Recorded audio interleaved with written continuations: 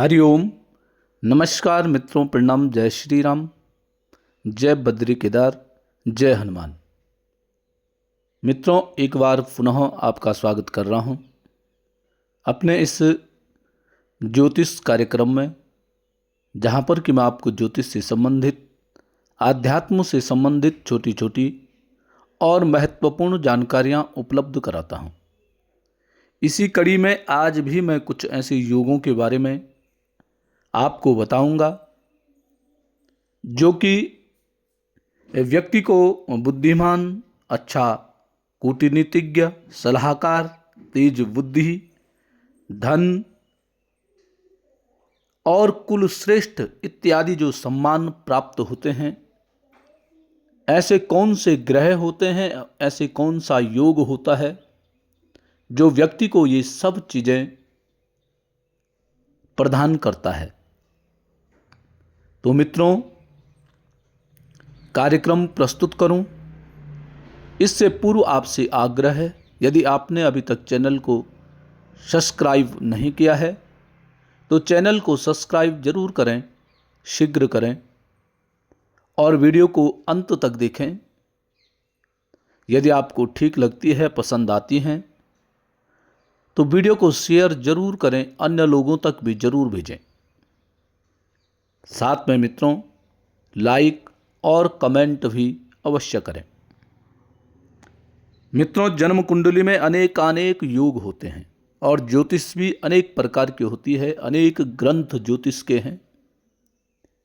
परंतु जो ज्योतिष में जो अनुभव होता है, अनुभव बड़े मायने रखता है ज्योतिष में। केवल जन्म कुंडली के जो योग बनते हैं उन्हीं से नहीं है, अनुभव के आधार पर भी ज्योतिष की गणना की जाती है, फलादेश इत्यादि किया जाता है। आओ ऐसे ही योगों के बारे में आज मैं आपको बताऊंगा जो कि अनुभव के आधार पर प्रयोग करके आपको मैं बताऊंगा कि जो प्रयोग किए हुए हैं ऐसे योग। तो सबसे पहले बात करेंगे पंचम भाव और छठवें भाव। पंचम भाव और छठे भाव का स्वामी यदि मित्रों दसम भाव में बली होकर के बैठा हुआ है, पंचम भाव का स्वामी, छठे भाव का स्वामी, इन दोनों ग्रहों को यदि बली हैं, बलवान हैं, उच्च के हैं, शुभ ग्रहों से देखे गए हैं और ये दोनों यदि दशम भाव में बैठे हुए हैं, कर्म भाव में बैठे हुए हैं, तो ऐसा जो व्यक्ति होता है वह कूटनीतिज्ञ होता है। कूटनीति में ऐसा व्यक्ति माहिर होता है। साथ साथ में अच्छा सलाहकार भी ऐसे व्यक्ति को माना गया है। किसी को जब सलाह देता है तो वो सलाह बिल्कुल कारगर सिद्ध होती है, अर्थात अच्छा सलाहकार ऐसा व्यक्ति होता है। तीव्र बुद्धि, ऐसे व्यक्ति की जो बुद्धि होती है, ऐसे व्यक्ति की जो सोचने और समझने की शक्ति होती है, बड़ी तीव्र होती है, जल्दी सोच देता है, जल्दी अपने सामने वाले व्यक्ति को भांप जाता है, जल्दी समय को भांप जाता है और अधिक अक्सर कार्य ऐसा व्यक्ति ऐसे करता है जिसमें कि विजय की प्राप्ति होती है। विजय वाले कार्य ऐसा व्यक्ति अक्सर करता है जहां की लाभ हो, विजय की प्राप्ति हो। दूसरा है मित्रों,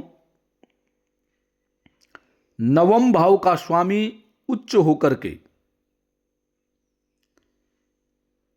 नवम भाव का जो स्वामी है वह उच्च का हो, अच्छी स्थिति में हो, तो ऐसा व्यक्ति एक तो दानवीर होता है, धार्मिक होता है, धर्म के कर्मों में अधिक भाग लेने वाला ऐसा व्यक्ति होता है और स्वयं भी ऐसा व्यक्ति प्रसन्न रहता है और समाज में भी प्रसन्नता का ही प्रचार प्रसार करता है। ऐसा व्यक्ति मान सम्मान की प्राप्ति स्वयं भी करता है और दूसरे को भी मान सम्मान देने वाला ऐसा व्यक्ति होता है। यदि 12वें भाव का स्वामी, व्यय भाव का स्वामी 10वें भाव में बैठा हुआ है, 12वें भाव का जो स्वामी है यदि वो 10वें भाव में विराजमान है तो ऐसा व्यक्ति तीर्थों में भ्रमण करने वाला होता है। ऐसा व्यक्ति ज्ञानी होता है।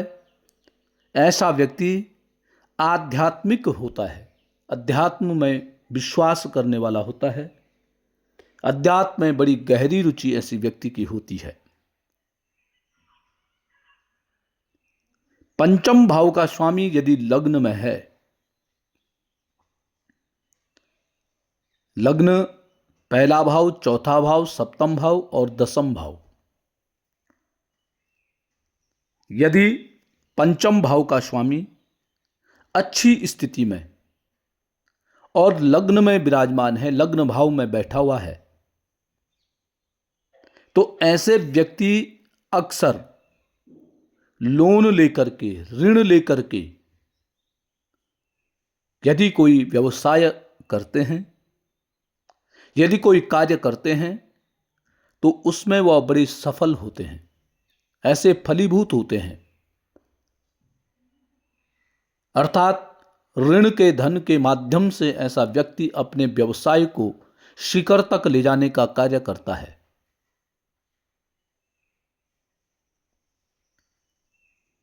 बृहस्पति और शुक्र की युति, बृहस्पति ग्रह और शुक्र ग्रह की युति 12 डिग्री के अंदर यदि किसी भाव में बैठे हुए हैं तो ऐसे व्यक्ति की कुशाग्र बुद्धि होती है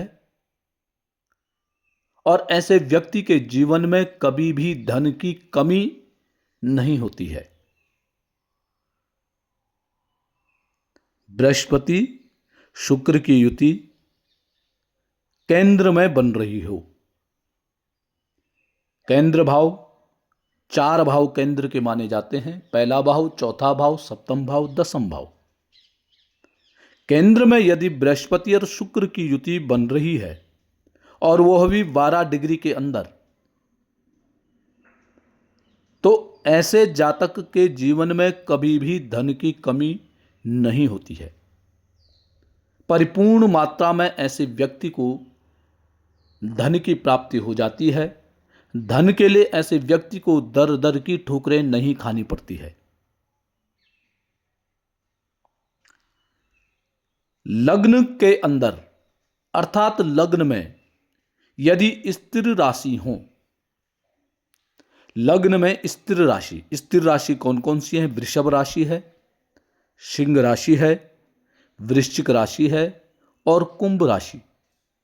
यदि किसी का लग्न वृषभ लग्न है, सिंह लग्न है और वृश्चिक लग्न है या कुंभ लग्न है और लग्नेश, लग्न का स्वामी शुक्र, सूर्य, मंगल और शनि 10वें भाव में बैठे हुए हों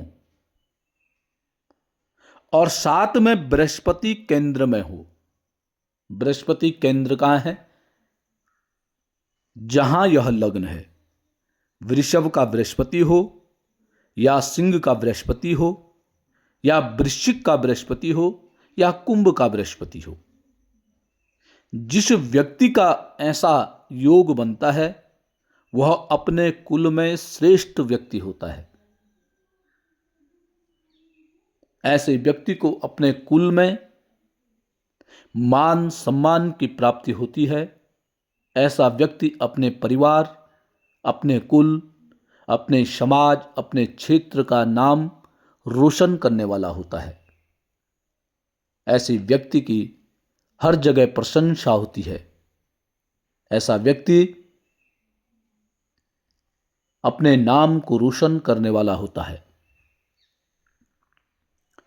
मित्रों, बृहस्पति और शुक्र ये दोनों ग्रह एक साथ केंद्र में विराजमान हों और नवम भाव के स्वामी की दृष्टि इन पर पड़ रही हो। बृहस्पति और शुक्र दोनों के दोनों केंद्र में हों, केंद्र भाव पहले भाव में हो या चौथे भाव में हो या सप्तम भाव में हो या दसम भाव में हो, इन चार भाव में कहीं भी किसी भी भाव में बृहस्पति और शुक्र दोनों एक साथ विराजमान हैं और इन दोनों पर यदि नवम भाव के स्वामी की दृष्टि पड़ रही हो, नवम भाव का स्वामी कौन सा ग्रह है, उस ग्रह की दृष्टि यदि इन दोनों पर पड़ रही है तो ऐसा जातक जो होता है भौतिक सुख साधनों से परिपूर्ण ऐसा व्यक्ति होता है। अपने बुद्धिमता के द्वारा, अपने ज्ञान के द्वारा ऐसा व्यक्ति समस्त भौतिक सुखों का लाभ प्राप्त करता है। ऐसे व्यक्ति के जीवन में कभी भी किसी भी प्रकार की परेशानियां उत्पन्न नहीं होती हैं। ऐसी बुद्धि वाला व्यक्ति यह होता है, ऐसी तीव्र बुद्धि ऐसे व्यक्ति की होती है कि समस्त दुखों को अपने बुद्धिमता के द्वारा यह परास्त करने की क्षमता रखता है। ऐसा व्यक्ति सदैव सुख साधनों को एकत्रित करता है और अच्छे ढंग से उनका उपयोग भी करता है, उपभोग भी करता है। किसी भी भौतिकवादी जो सुख होता है उससे ऐसा व्यक्ति वंचित नहीं रह पाता है। मित्रों, यदि लग्न में बृहस्पति बैठा हुआ है प्रथम भाव में, यदि जिस जातक का बृहस्पति बैठा हुआ है ऐसा व्यक्ति अहंकारी होता है, ऐसा व्यक्ति स्वाभिमानी होता है। कभी कभी अति अहंकार के कारण ऐसा व्यक्ति अपना जीवन या अपने समाज से अलग थलग पड़ जाता है। परंतु एक अच्छी खूबसूरती ऐसे व्यक्ति में बृहस्पति के माध्यम से यह होता है, जब समाज से ऐसा व्यक्ति नकार दिया जाता है तो इस व्यक्ति को बृहस्पति अपनी गलती का एहसास करवा देता है और ऐसा व्यक्ति अपनी गलती को स्वीकार करके उसको सुधारने की कोशिश करता है और उसको सुधारने में ऐसे व्यक्ति को किसी भी प्रकार का संकोच नहीं होता है। बृहस्पति ग्रह इतनी बुद्धिमता ऐसे व्यक्ति को देता है, उसकी की हुई गलती को कोई ही व्यक्ति दोहरा नहीं पाता है। अर्थात व्यक्ति संभल करके चले तो बृहस्पति ग्रह लग्न में बैठ करके अच्छा फल प्रदान करता है। तो मित्रों, ये थी आज की जानकारी। कल पुनः किसी नई जानकारी के साथ आपके सामने पुनः प्रस्तुत होऊंगा।